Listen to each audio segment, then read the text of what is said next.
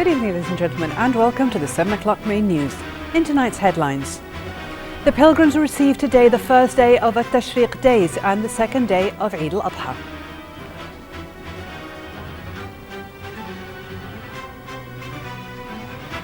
Turkish government forces clash with Kurdish protesters on the Turkish-Syrian border.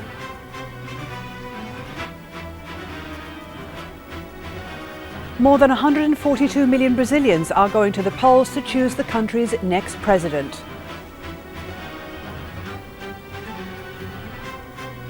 And demonstrators in Hong Kong appear to be withdrawing from some protest sites and regrouping at the main site outside government buildings.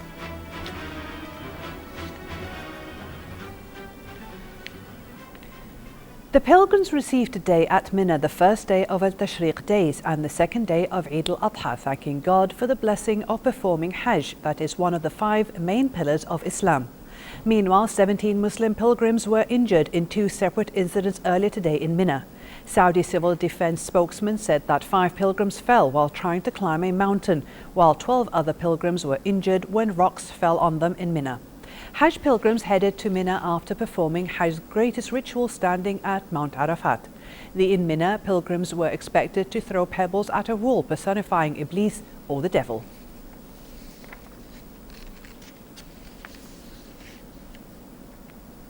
Turkish government forces have clashed with Kurdish protesters on the Turkish-Syrian border, where there is growing anger about the advance of IS militants on the nearby Syrian frontier town of Kobani.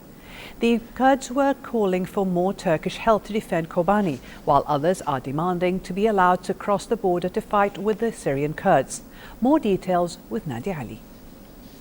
Kurdish official and a monitoring group said today Kurdish forces battled overnight with the IS trying to seize a hill overlooking a Syrian border town with Turkey as US-led coalition warplanes carried out raids on the militants.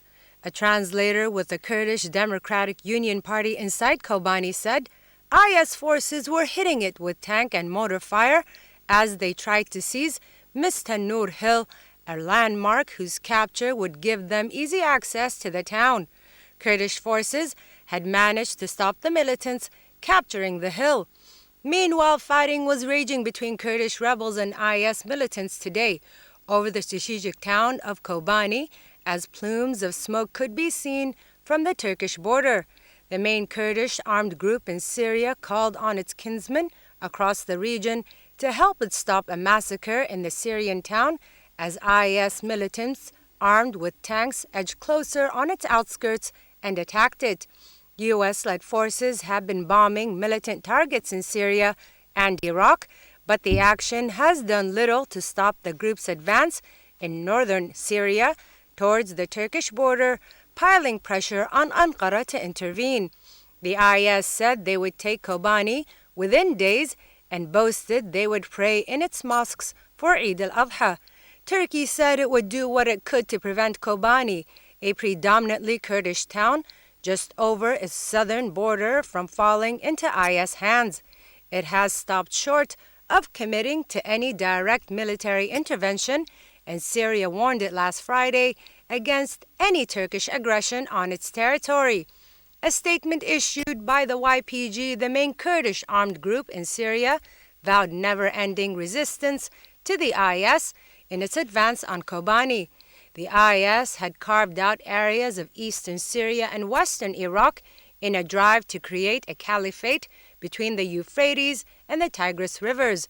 Kobani's resistance has prevented it from consolidating territory across Syria's north. Fierce fighting has continued since Friday, with artillery strikes on residential areas east and southwest of Kobani center. The British-based Syrian Observatory for Human Rights said at least 80 shells had hit the town on Friday, and there were heavy clashes in the east and southeast.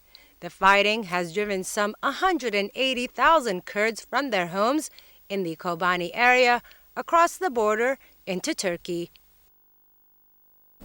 At least 6 people were killed and dozens injured when a suicide bomber blew himself up near a crowded market in the Pakistani city of Kuwait. Police said the bomber was approaching a local market when police stopped him at a checkpoint, at which point he detonated his explosives.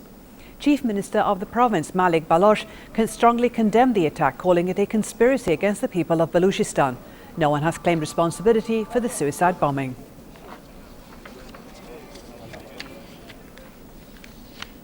Somalia's militant group Al-Shabaab has abandoned its last major stronghold of Barawi after an assault by Somali and African Union forces.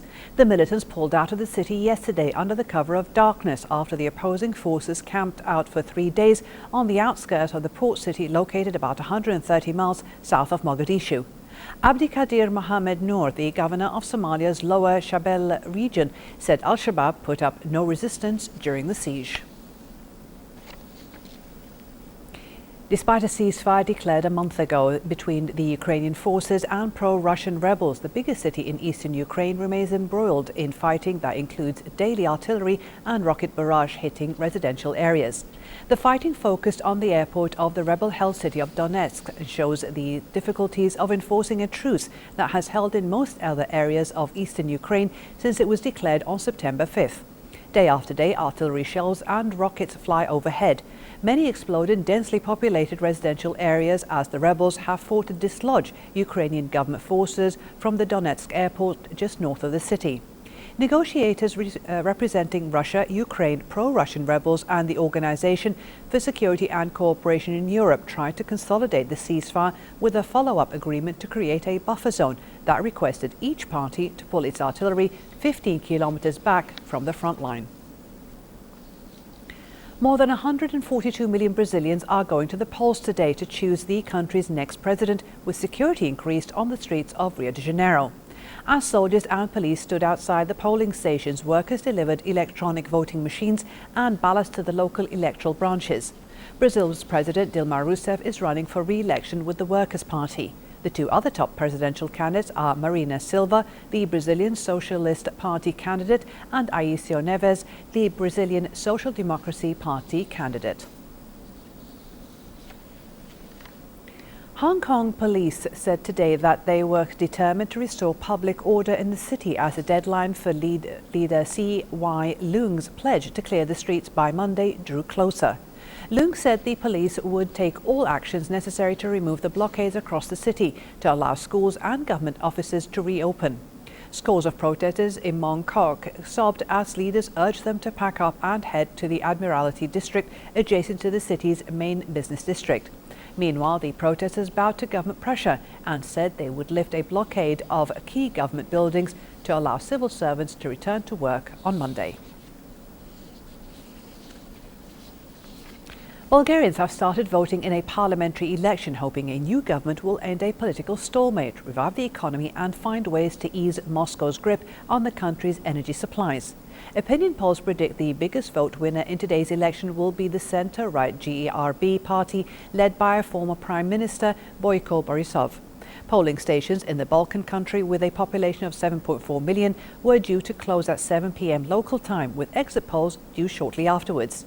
Bulgaria has been in the hands of a caretaker government since August, following the collapse of the socialist-led administration. The first person to be diagnosed with the Ebola virus in the United States is in critical condition.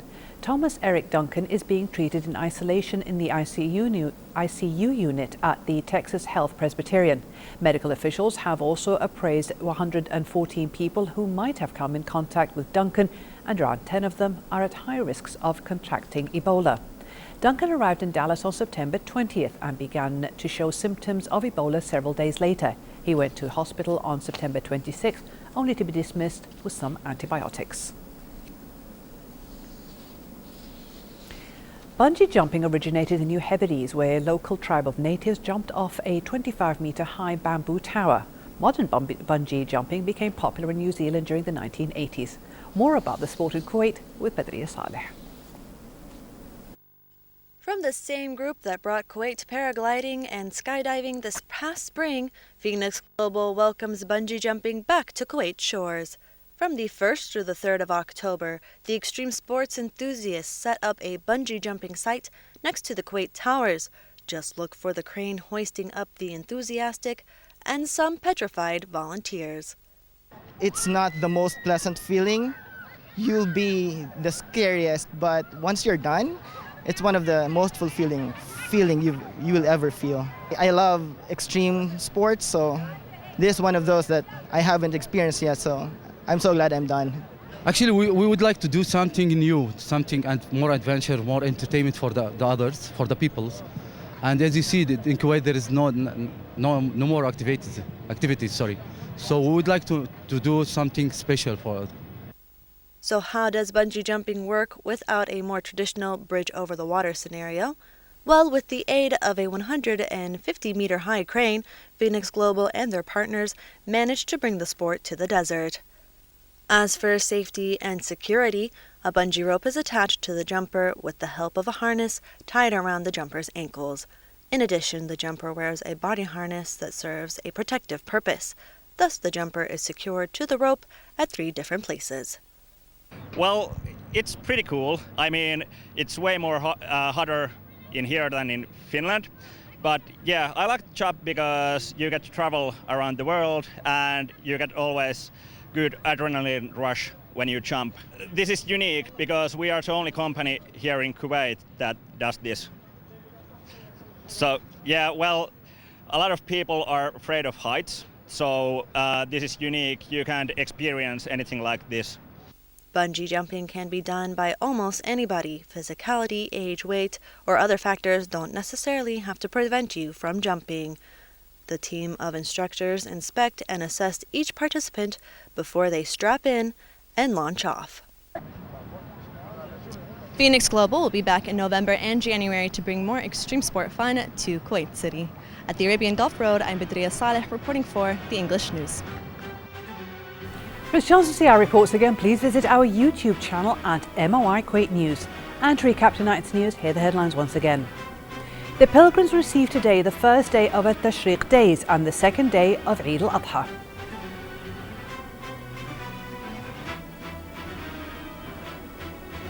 Turkish government forces clash with Kurdish protesters on the Turkish-Syrian border.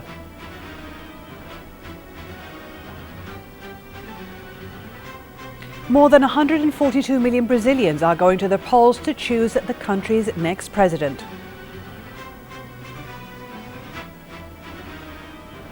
And demonstrators in Hong Kong appear to be withdrawing from some protest sites and regrouping at the main site outside government buildings. Thank you for joining us.